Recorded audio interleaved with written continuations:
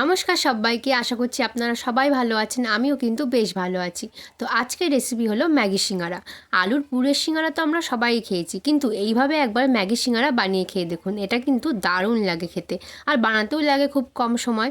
আর এই রকম যদি ইউনিক একটা স্ন্যাক্স আইটেম আপনার বাচ্চার টিফিনে দেওয়া যায়, তাহলে কিন্তু আপনার বাচ্চার টিফিন হয়ে উঠবে অন্য বাচ্চাদের থেকে সেরা।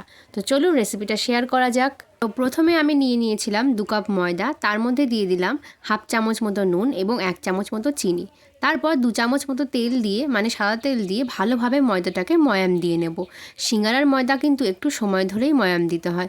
যখন দেখবেন এই রকম হাতের মধ্যে মুঠো মুঠো হয়ে আসছে ময়দাটা, তখন জানবেন ময়দাটা ময়াম দেওয়া হয়ে গেছে। তারপর অল্প অল্প করে জল দিয়ে মেখে নেব।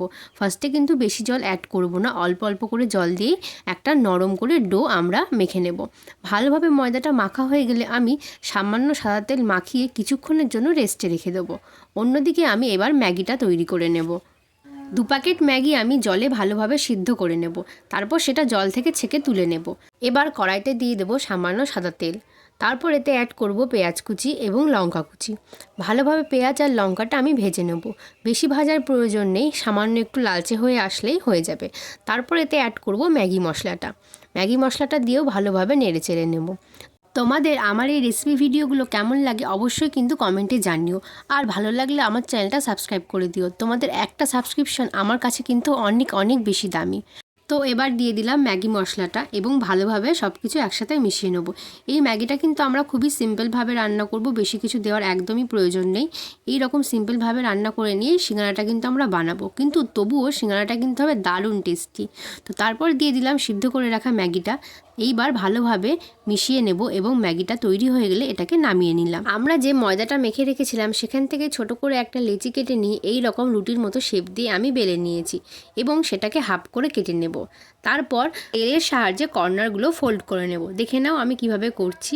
তো ভালোভাবে কিন্তু কর্নারগুলো আমাদেরকে ফোল্ড করে নিতে হবে, না হলে কিন্তু সিঙ্গারাগুলো যখন আমরা ফ্রাই করব সেটা খুলে যাওয়ার চান্স থাকে। ভালোভাবে তেল দিয়ে একটু প্রেশার দিয়ে চেপে নিলেই কিন্তু এটা আর ফ্রাই করার সময় খুলে যাবে না। তারপর বানিয়ে রাখা ম্যাগিটা আমরা সিঙ্গারাটার ভিতরে দিয়ে দেব এবং এদিককার কর্নারগুলোও আমরা তেলের সাহায্যে ভালোভাবে মুড়ে নেব। ভালোভাবে তেল দিয়ে কর্নারগুলোও ফিল করে দিলে কিন্তু আর খুলে যাওয়ার কোনো চান্স থাকবে না। আর এই বিষয়ে কিন্তু ভয় পাওয়ার কোনো কারণ নেই, কারণ ভালোভাবে তেল দিয়ে একটুখানি চেপে ফোল্ড করলে কিন্তু সিঙ্গারাতে আর কোনো রকমই সমস্যা হবে না। তো প্রত্যেকটা সিঙ্গারাই আমি এইভাবে বানিয়ে নিয়েছি।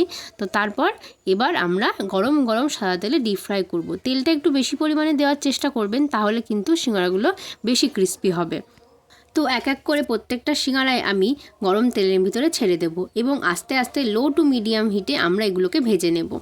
তো ভালোভাবে একটা সাইড ভাজা হয়ে গেলে আমি সিঙ্গারাগুলো এক এক করে উল্টে নেব। তারপর অন্য দিকটাও ভালোভাবে ফ্রাই করে নেব। তো দেখলেন তো কতটা সহজে এবং কত তাড়াতাড়ি আমরা কিন্তু সিঙ্গারাগুলো বানিয়ে ফেললাম। এই রকম সিঙ্গারা যদি বাড়িতেই বানিয়ে নেওয়া যায়, তাহলে কিন্তু আর বাইরে থেকে কিনে নিয়ে আসার কোনো প্রয়োজনই পড়ে না। আর দেখুন সিঙ্গারাগুলো দেখতে কত সুন্দর হয়েছে, দেখলে কেউ কিন্তু বুঝতেই পারবে না এটা আপনি বাড়িতে বানিয়েছেন। চলুন এবার একটা সিঙ্গারা আপনাদেরকে ভেঙে দেখাই। দেখুন ম্যাগির পুরের জন্য সিঙ্গারাগুলো কিন্তু দেখতে আরও বেশি সুন্দর লাগছে। তারপর টমেটো কেচাপের সাথে সবাই মিলে শেয়ার করে খেয়ে নিন এই ম্যাগি সিঙ্গারা।